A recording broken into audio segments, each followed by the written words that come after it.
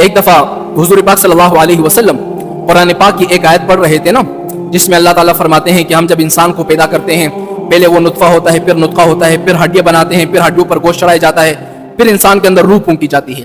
لیکن جب حضور یہاں تک پہنچ گئے نا وَأَنشَأْنَاهُ خَلْقًا آخَرَ، تو حضرت عمر کے منہ سے نکل گیا فَتَبَارَكَ اللَّهُ أَحْسَنُ الْخَالِقِينَ۔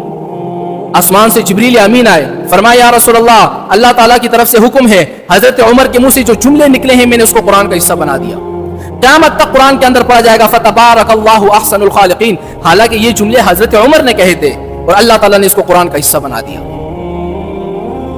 اور حضرت عمر اکثر دعائیں کرتے تھے، اللہم بین لنا بیانا شافیا، یا اللہ شراب کے بارے میں کوئی حکم نازل فرما۔ دنیا ڈوب رہی ہے شراب میں، کیونکہ اس وقت شراب حرام نہیں تھی، لوگ کھلے عام پیا کرتے تھے، سارے پیا کرتے تھے، حرمت نازل نہیں ہوئی تھی۔ حضرت عمر دعائیں کرتے تھے اللہم بین لنا بیانا شافیا، اے اللہ شراب کے بارے میں کوئی حکم نازل فرما۔ تو اللہ تعالیٰ کی طرف سے ایک آیت اتری وَيَسْأَلُونَكَ عَنِ الْخَمْرِ وَالْمَيْسِرِ۔ اللہ نے فرمایا اپنے محبوب کو، اے میرے محبوب لوگ آپ سے شراب اور جوئے کے بارے میں پوچھتے ہیں تو آپ ان سے کہیں کہ اس میں تو فائدہ ہے لیکن گناہ فائدے سے زیادہ ہے۔ جب یہ آیت اتر گئی تو کچھ صحابہ نے، کچھ لوگوں نے شراب پینا چھوڑ دی کہ بھئی جب گناہ ہے تو ہمیں کیا ضرورت ہے گناہ میں پڑنے کی۔ پھر حضرت عمر پھر سے دعائیں کرتے تھے اللہم بین لنا بیانا شافیا، اے اللہ شراب کے بارے میں کوئی واضح حکم نازل فرما دیجیے۔ تو دوسرا اللہ تعالیٰ کی طرف سے حکم آیا وَلَا تَقْرَبُوا الصَّلَاةَ وَأَنْتُمْ سُكَارَىٰ، کہ تم لوگ اس وقت تک نماز نہ پڑھو جب تم نشے کی حالت میں ہو، جب نشہ ختم ہو جائے پھر نماز پڑھو۔ جب یہ آیت اتر گئی تو کچھ لوگوں نے پھر سے شراب پینا چھوڑ دیا، لیکن حضرت عمر پھر بھی دعائیں کرتے تھے اللہم بین لنا بیانا شافیا، اے اللہ شراب کے بارے میں واضح حکم نازل فرما دیجئے۔ اللہ نے حکم دیا شراب حرام ہے نجس ہے۔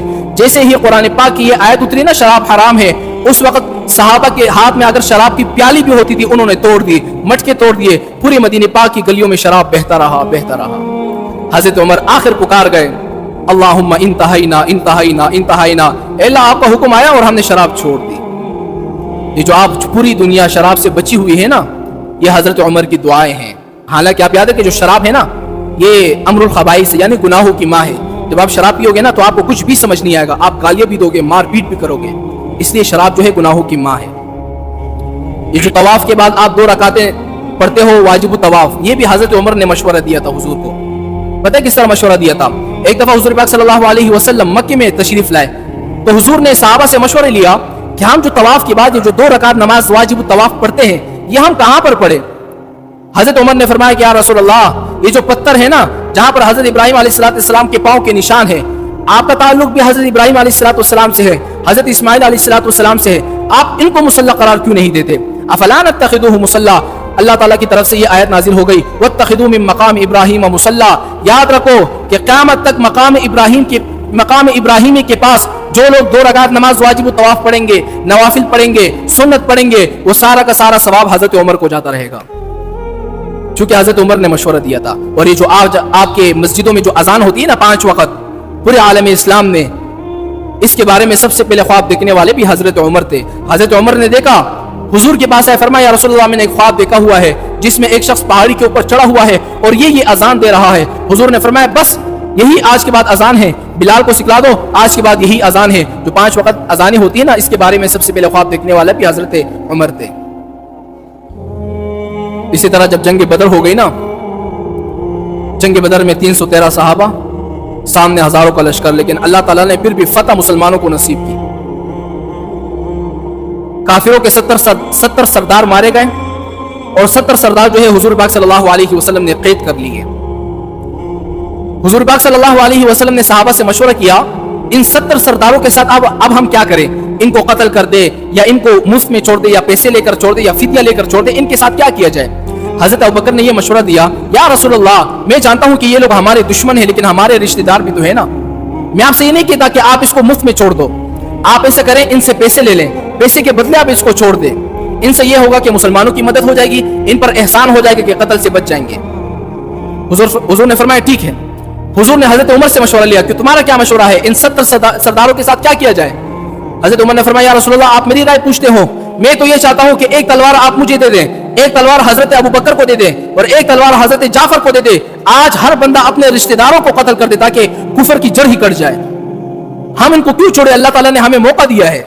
حضور نے فرمایا کہ دیکھو عمر, میں جانتا ہوں تم بڑے سخت آدمی ہو, تو رات میں بھی تمہارے بارے میں آیا تھا کہ عمر جو ہے نا وہ لوہے کا سینگ ہے, یہ کبھی تو ٹوٹ نہیں سکتا, تم بڑے سخت آدمی ہو, لیکن مجھے حضرت ابوبکر کی مشورہ پسند ہے کہ ہم ان سے پیسے لے لیتے ہیں, ان کو چھوڑ دیتے ہیں.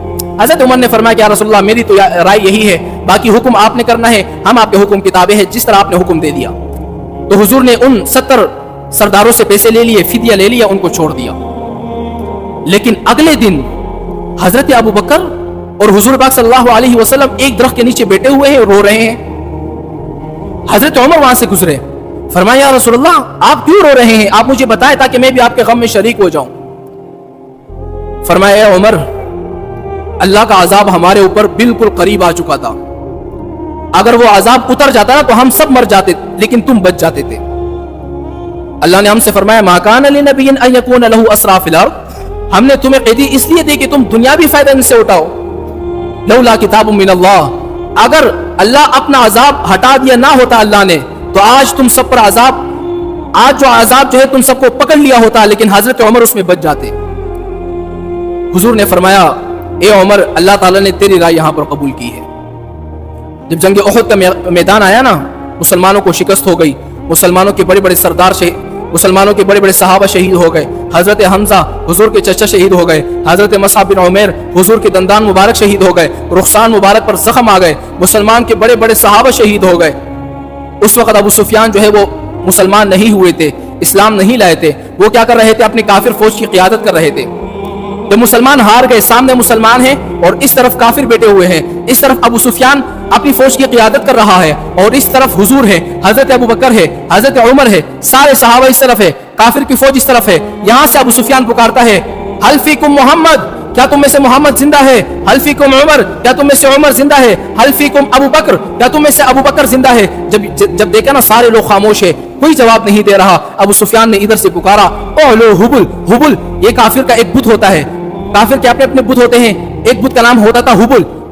ابو سفیان نے فرمایا اولو حبل, آج ہمارے حبل کا نام بلند ہو گیا, آج ہمارے بھگوان کا نام بلند ہو گیا. جب حضرت عمر نے سن لیا یہ بات نا, جوش میں آ گئے. حضور سے فرمایا آپ مجھے اجازت دیں, میں اس کو جواب دیتا ہوں.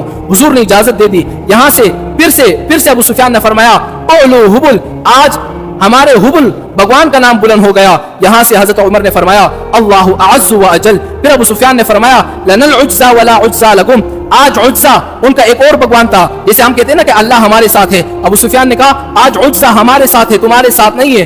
حضرت عمر نے یہاں سے جواب دے دیا اللہ مولانا ولا مولا لکم, اللہ ہمارا ولی و ناصر ہے, تمہارا نہیں ہے. ابو سفیان خاموش ہو گیا. پھر آخر میں ابو سفیان نے کہا قتلانا و قتلاکم سوا, تم نے بھی ہمارے 70 مارے, ہم نے بھی تمہارے 70 مارے, بات برابر ہو گئی. حضرت عمر نے فرمایا بات برابر نہیں ہوئی, قتلاکم فی النار و قتلانا فی الجنہ, ہمارے مقتول جنت میں ہیں, تمہارے مقتول جہنم میں ہیں.